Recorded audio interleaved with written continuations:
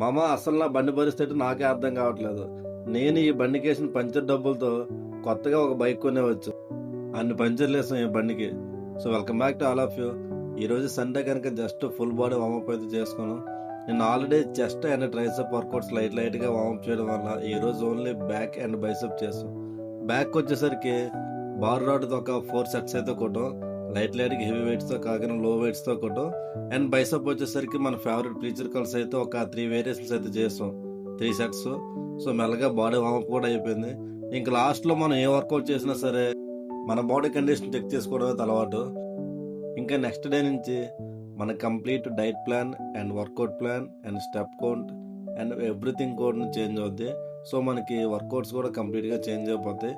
So last ఇంకా 30 డేస్లో మన బాడీ కండిషన్ చేంజ్ అవ్వాలి. ఈసారి మాత్రం బాగా కష్టపడాలి, లేకపోతే బాడీ కండిషన్ అయితే అస్సలు రాదు. So stay tuned for next videos.